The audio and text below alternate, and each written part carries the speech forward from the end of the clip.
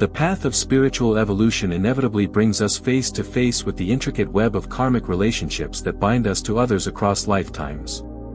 Paramahansa Yogananda, in his profound wisdom, understood that these karmic accounts, particularly the difficult ones, are not punishments but opportunities for soul growth and liberation. The challenging relationships we encounter, the painful interactions that seem to repeat themselves, the inexplicable tensions with certain individuals.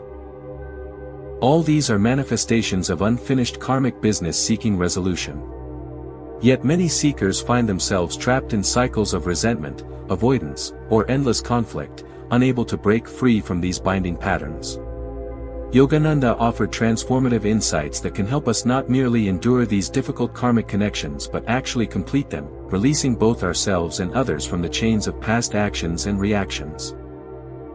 Before we begin, if you enjoy this video, give me a like, comment below about your thought and hit subscribe button so you don't miss any video inspired by Yogananda's teaching.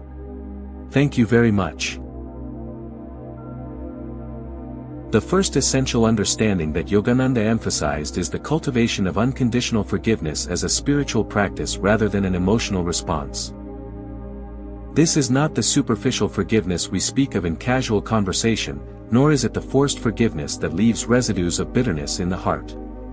True forgiveness, as Yogananda taught, is a deep recognition that all souls are essentially divine, temporarily caught in the dream of Maya, acting out roles in the cosmic drama of existence. When someone has wronged us, whether in this life or carried over from previous incarnations, they were acting from their level of consciousness at that moment, bound by their own karmic limitations and spiritual ignorance. To forgive unconditionally means to see beyond the personality, beyond the action, beyond even the pain caused, and recognize the divine spark within that person that is identical to our own true nature. This level of forgiveness requires tremendous spiritual maturity and cannot be achieved through mere willpower or intellectual understanding alone. It must be cultivated through deep meditation, through communion with the divine, and through the gradual expansion of consciousness that allows us to perceive reality from a higher vantage point.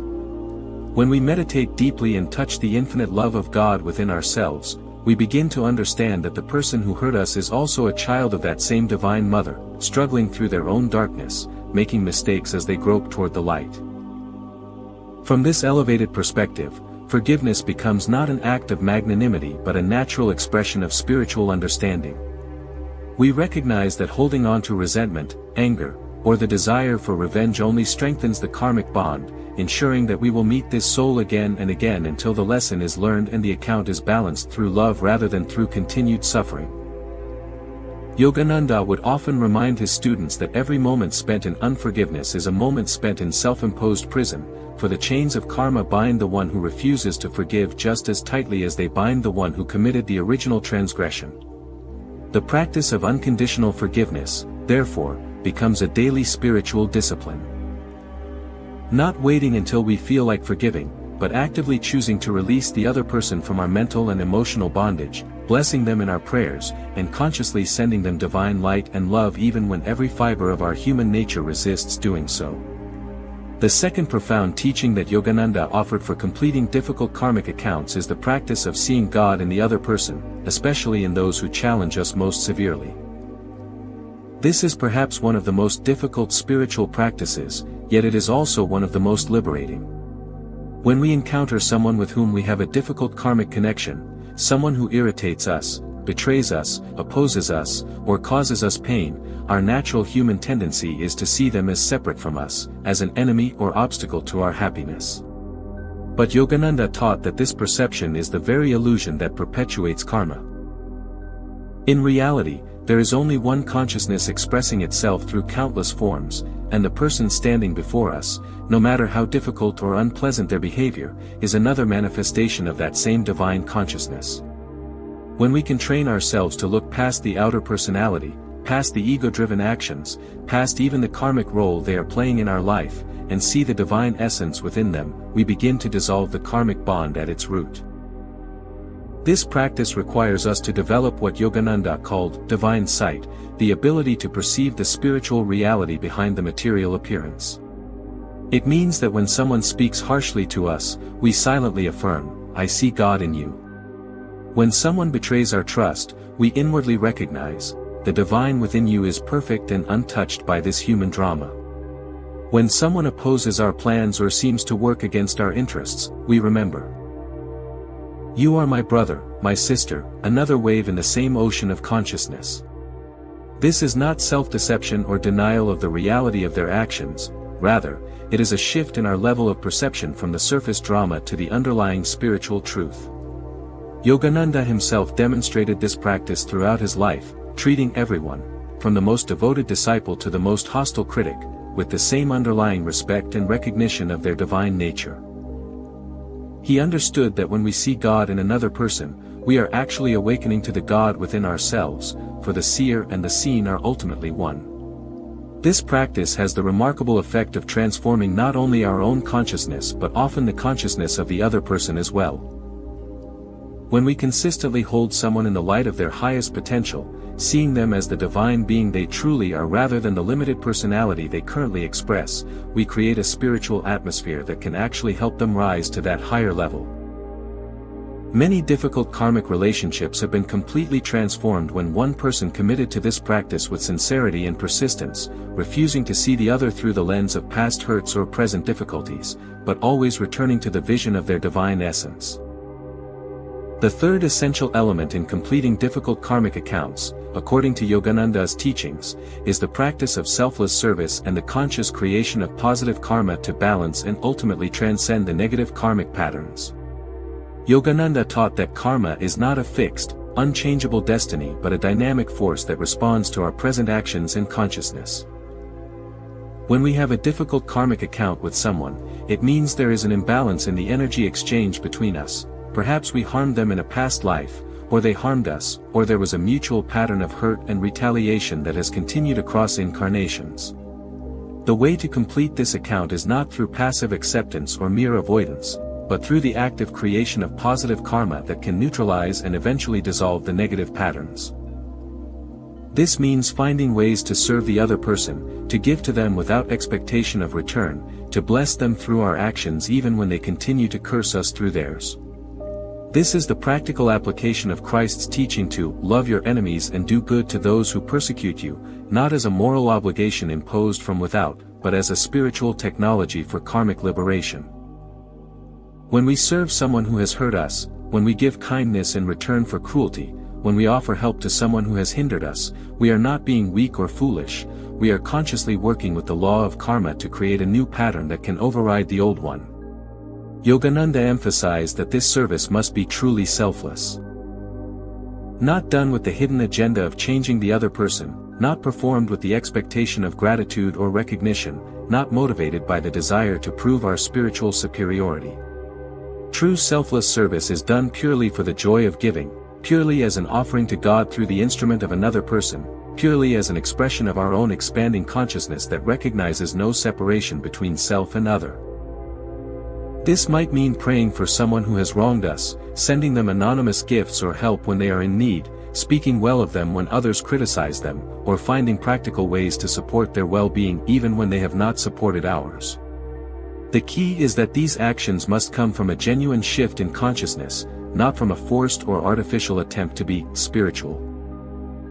As we deepen our meditation practice and our connection with the divine, this selfless love begins to flow more naturally, and we find ourselves genuinely wanting the highest good for everyone, including those with whom we have the most difficult karmic connections.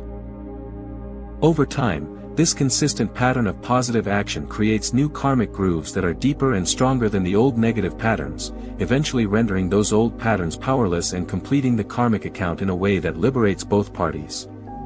The fourth and perhaps most subtle teaching that Yogananda offered for completing difficult karmic accounts is the practice of complete detachment while maintaining compassionate engagement. What might be called divine indifference, combined with unconditional love. This is a delicate balance that requires great spiritual maturity to understand and practice correctly. On one hand, Yogananda taught that we must not be emotionally entangled with the drama of karmic relationships, allowing ourselves to be pulled into reactive patterns of hurt, anger, or attachment.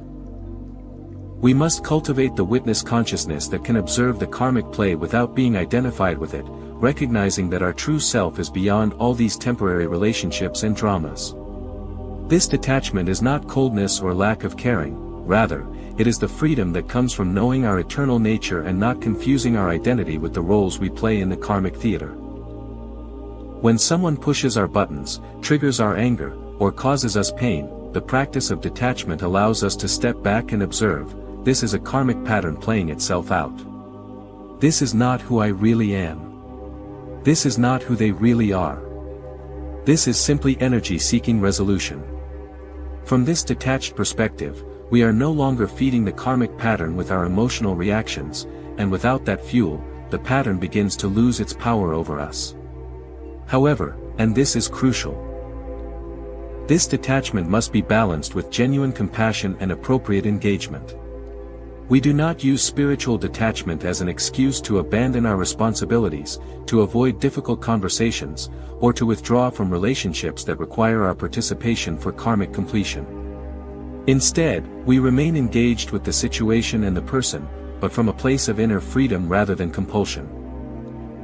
We do what needs to be done, we say what needs to be said, we fulfill our dharmic obligations, but we do so without being internally disturbed, without losing our center, without forgetting our connection to the divine. This is the state that Yogananda himself embodied, fully present and engaged with the world and with people, yet never losing his inner communion with God, never allowing external circumstances to disturb his inner peace. When we can maintain this balance of detachment and compassion in our difficult karmic relationships, something remarkable happens. We complete our part of the karmic account regardless of what the other person does. We are no longer dependent on their forgiveness, their understanding, their change of behavior, or their spiritual evolution for our own liberation. We have done what we came to do, learned what we needed to learn, and are free to move forward on our spiritual path. The karmic account may still exist from their side, but from our side it is complete, and we are released from the binding force of that relationship. This does not mean the relationship necessarily ends, it may continue, but now on a completely different basis, free from the compulsive patterns of the past. Or it may naturally dissolve as the karmic purpose has been fulfilled. Either way, we are free, and that freedom is the ultimate goal of all spiritual practice. These four approaches to completing difficult karmic accounts: unconditional forgiveness, seeing God in the other, creating positive karma through selfless service, and maintaining detached compassion, are not separate techniques to be applied mechanically, but interconnected aspects of a transformed consciousness that Yogananda called divine love. When we truly love with divine love, all four of these practices flow naturally and spontaneously. We forgive because we see no real separation between ourselves and the other. We see God in everyone because our consciousness has expanded to perceive the underlying unity. We serve selflessly because giving and receiving have merged into one continuous flow of divine energy. And we remain detached yet compassionate because we are rooted in our eternal nature while still honoring our temporary human roles. The completion of difficult karmic accounts, then, is not really about managing external relationships or manipulating karmic forces. It is about our own spiritual transformation, our own awakening to the truth of who we really are. As we grow in this understanding and embody these practices with sincerity and persistence, we find that the difficult karmic relationships that once seemed like insurmountable obstacles become our greatest teachers, the very means by which we are propelled toward liberation and union with the divine.